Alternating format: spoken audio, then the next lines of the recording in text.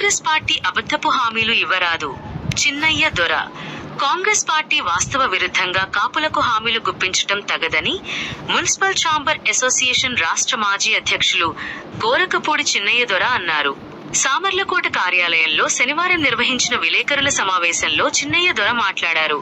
కాంగ్రెస్ పార్టీకి కాపుల సంపూర్ణ మద్దతు ఇస్తే ఆంధ్రప్రదేశ్లో ముఖ్యమంత్రి పదవి కాపులకే కేటాయిస్తామని కాంగ్రెస్ పార్టీ జాతీయ నేత, మాజీ కేంద్ర మంత్రి చింతామోహన్ ప్రకటించటం పట్ల చిన్నయ్య దొర ఆగ్రహం వ్యక్తం చేశారు. కాంగ్రెస్ పార్టీ గతంలో అనేకసార్లు కాపులను వినియోగించుకుని మోసగించటం జరిగిందన్నారు.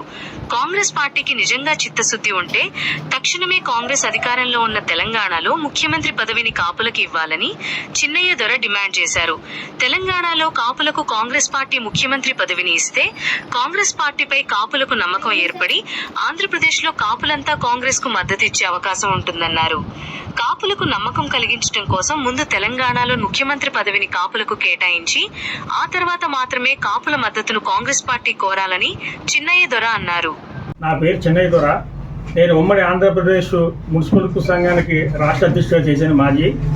అలాగే ఆ రోజుల్లో మున్సిపల్ కోర్సు సంవత్సరం మీద మున్సిపాలిటీకి వచ్చే ఎంప్లాయీ జీతాలన్నీ కూడా హెల్తీ ద్వారా ఇవ్వాలి, మున్సిపాలిటీ ఆదాయం లేని ఉద్యమాలు కూడా చేశాం. అది వేరే విషయం. ఇప్పుడు ఈరోజు ఈ పత్రికా విలేకరుల సమావేశం ఏర్పాటు చేయడం ముఖ్య కారణం ఏంటంటే మాజీ కేంద్ర మంత్రులు చింతామోహన్ గారు నేను రాజమండ్రిలో మాట్లాడుతూ కాపులందరూ కాంగ్రెస్ పార్టీలో రండి, కాంగ్రెస్ పార్టీ మద్దతు ఇవ్వండి, మిమ్మల్ని ముఖ్యమంత్రి చేస్తామని ఒక హామీ కింద మాట్లాడారు. నిన్న తప్పకుండా ఆయన చెప్పిందంటే పెద్ద ఆయన అన్నీ తెలుసు, రాజకీయం తెలుసు ఆయనకి.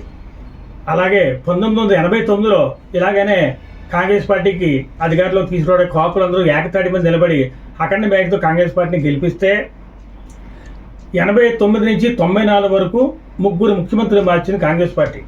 కానీ ఈ ముగ్గురులో ఎవరో ఒక కాపులు కూడా ఇవ్వలేదు. సరే పోనీ అది అయిపోయింది. అవాళ ఉద్యమ నాయకుడు అయినటువంటి మిగిలిన వెంకటవారికి అస్కాల చైర్మన్, కార్పొరేట్ చైర్మన్ ఇచ్చేసి అక్కడితో కాపులు సరిపోయింది వదిలేశారు. ఆ రోజు నుంచి ఇప్పుడు కాపులు మంత్రి గారు క్యాబినెట్లో ఉంటుంది తప్ప ముఖ్యమంత్రి ఇవ్వడం ఆలోచన కాంగ్రెస్ పార్టీకి లేదు. సరే అది వేరే విషయం. పోనీ అధికారులు ఉన్నటువంటి ఇప్పుడు తెలంగాణలో కాపులకు ఇవ్వండి. మా కాపుల్లో ఉన్నటువంటి సీనియర్ నాయకులు అయినటువంటి వి హనుమంతరావు కానీ, కేసీఆర్ కానీ, ఆ రోజు రాజీవ్ గాంధీ గారు కూడా నేను వాళ్ళ ఎయిర్పోర్ట్లో కూడా ఉండడం జరిగింది. మే 20 తారీఖు 1991లో రాజీవ్ గాంధీ గారు పెరంగూరు మీటింగ్కి వెళ్తూ హనుమంతు నెక్స్ట్ ముఖ్యమంత్రి గారికి కూడా హామీ ఇవ్వడం కూడా జరిగింది. ఆ రోజు దాన్ని కాంగ్రెస్ పార్టీ విస్మరించిన తర్వాత కూడా కాపులకు ఎవరు చేయలేదు. ఆంధ్రప్రదేశ్లో కాంగ్రెస్ పార్టీ అధికారం లేదు.